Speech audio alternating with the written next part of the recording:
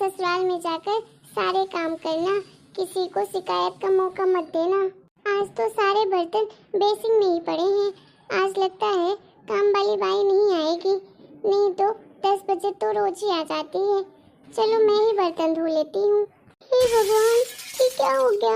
मेरे हाथ से तो कांच की गिलास ही नीचे गिर गई और टूट भी गई। अब तो मेरी सासू माँ मुझे बहुत चली कटी सुनाएंगी। अब क्या करूँ मैं? अरे काजल बहू, क्या हुआ? क्या टूटने की आवाज आई? मम्मी जी, पता नहीं, ध्यान रखते हुए भी कैसे मेरे हाथ से एक कांच के गिलास नीचे गिर गए, फूट गई। अरे काजल बहू, चिंता मत कर। अरे एक कांच का गिलास ही तो फूटा है, तुम्हें तो चोट नहीं आई।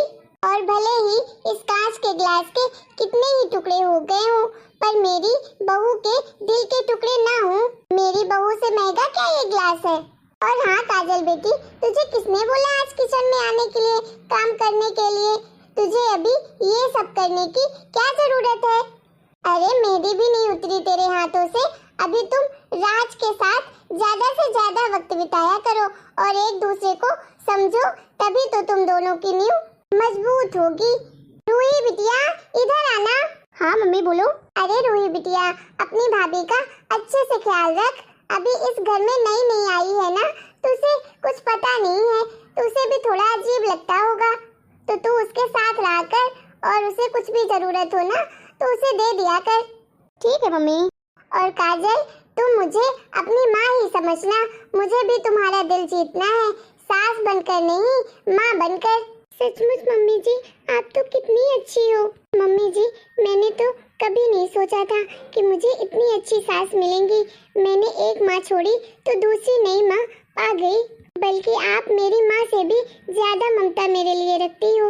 अगर मैं अपने मायके में भी होती ना तो कब टूट जाता अगर मुझसे, तो मेरी तो माँ 2-4 बातें कहे बिना नहीं रहती, लेकिन आपने तो मुझे कुछ बोला ही नहीं। अरे बिटिया, तू रो क्यों रही है? खड़ी हो पहले। एक काजल बिटिया, जैसे मेरे लिए रूही बिटिया है, वैसे ही तू भी है मेरे लिए। अरे तू भी तो मेरी बेटी जैसी है ना। अरे अगर तू अपने ससुराल में आकर एक अच्छी बहू बनने की कोशिश कर सकती है, तो मैं भी एक अच्छी सास बन सकती हूँ ना। सच में मम्मी जी, आपने तो सास की परिभाषा ही बदल दी। चलो बेटी, बहुत तारीफ कर ली अब मेरी। अब मुझे मंदिर जाना है। और रूही, तुम भाभी का अच्छे से ख्याल रखना। ठीक है मम्मी। आज तो मुझे नींद ही नहीं आ रही है। एक ये भी तो घर पर नहीं है, तो अकेले तो और भी नींद नहीं आ रही मुझे। आज तो ऐसा लग रहा है जैसे मेरी आंखों से नींद ही उड़ गई हो। मुझे बस वही शाम की बात याद आ रही है बार बार। मैंने तो शादी के पहले सास के बारे में हमेशा गलत ही सोचा था, क्योंकि मैंने देखा भी तो वही था। जो देखा वही सोचा कि शायद सास ऐसी ही होती होंगी, खड़ूस। क्योंकि मैंने तो हमेशा सास के बारे में लोगों के मुंह से बस बुराइयां ही सुनी थी, उनके बारे में गलत ही सुना था। लेकिन मेरी तो सासू माँ कितनी प्यारी है, ये तो बिल्कुल भी लगता ही नहीं है कि मेरी सास है। मुझे तो लगता है मेरी दूसरी माँ मिल गई है, जो मुझसे इतना प्यार करती हैं और मेरा कितना ख्याल रखती हैं। एक एक छोटी सी छोटी चीज का ख्याल रखती हैं मेरे। मुझे तो मेरे मायके में सब बोलते थे कि अरे जिस दिन तेरी शादी हो जाएगी ना, तो सास तो तुझे ठिकाने लगा देगी अगर ऐसी हरकतें करेगी वहाँ तो। लेकिन मेरी सास ने ऐसा कुछ नहीं किया। मुझे तो आज भी याद है कि जब मेरे भैया की शादी हुई थी, तो भाभी के हाथों से मेहंदी का रंग भी नहीं उतरा था, और पहले ही माँ ने भाभी को घर के सारे काम की जिम्मेदारियाँ दे दी थी। और मेरी मम्मी तो भाभी के ऊपर कितना हुक्म चलाती थी। अरे भाभी को तो मजबूर ही कर दिया था अपने इशारों पर नचाने के लिए। मम्मी ने तो भाभी को घर में एडजस्ट होने में जरा सा भी टाइम नहीं दिया था, बस उसने आते ही काम थमा दिया था उनके हाथों में। और तो और भैया कभी भाभी को बाहर ले जाते तो माँ का तो मुंह ही फूल जाता था। वो तो बोलने लगती थी कि हर टाइम पर बहू को साथ ले जाने की कहाँ जरूरत है। मैंने तो कभी भी भाभी को खुली हंसी हंसते ही नहीं देखा था। लेकिन बेचारी भाभी भी कब तक सहती, एक दिन तो उनका मुंह खुलना ही था। फिर जब से उनका मुंह खुला तो घर में रोज रोज झगड़े होने लगे। मुझे तो वो दिन आज भी याद है जब भाभी के हाथ से कांच का गिलास नीचे गिरकर टूट गया था, और माँ तो पूरे घर को सर पर उठा लिया था चिल्ला चिल्ला कर। उसने तो बोला, अरे इतना कीमती गिलास कैसे फोड़ दिया तूने? रोज रोज इतना माल खाती है, उसकी शक्ति कहाँ गई?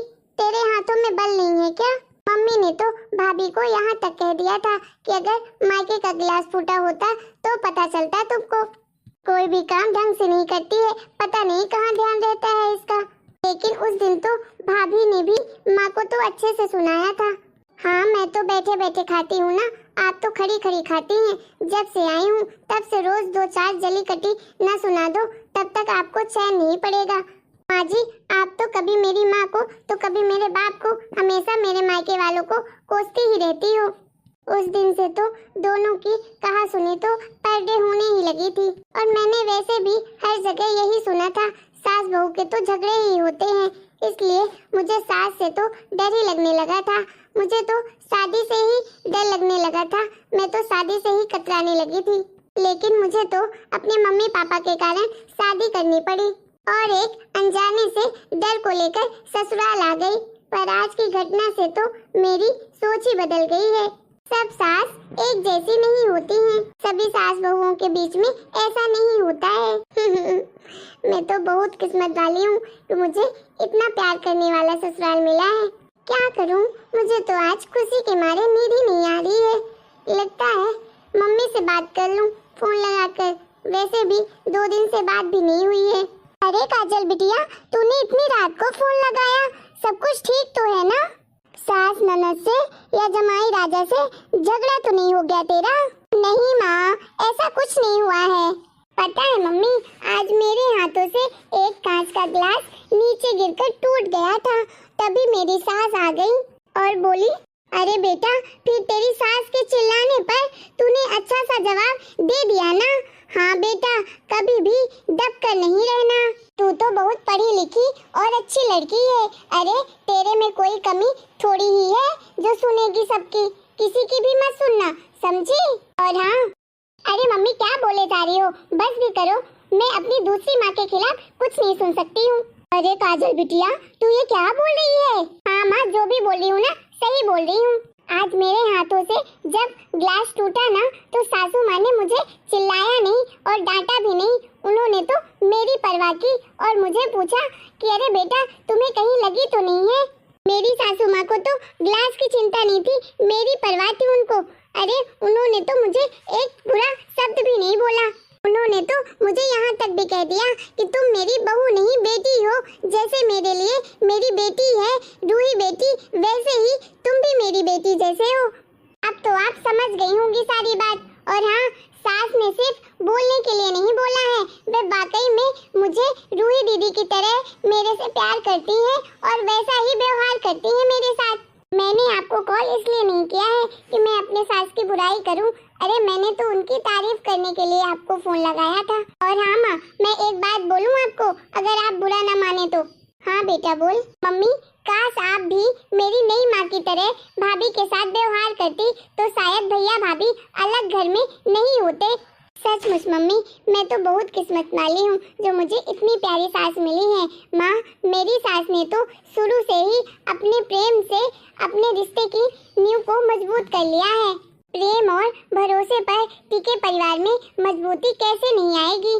काजल बेटी, आज तो मुझे लग रहा है कि मैं तेरी माँ नहीं, तू मेरी माँ है और तूने मुझे बहुत अच्छी तरह से समझा दिया है सब कुछ। और मुझे तो अब अपनी गलती का एहसास भी हो रहा है। काजल बिटिया, मैं तुझसे वादा करती हूँ कि अब जब भी तू अपने मायके आएगी ना, तो अपने मायके में पूरे परिवार की नींव भी मजबूत पाएगी और हम सब लोग भी साथ रहेंगे, प्रेम के साथ, भरोसे के साथ, सब एक ही घर में रहेंगे।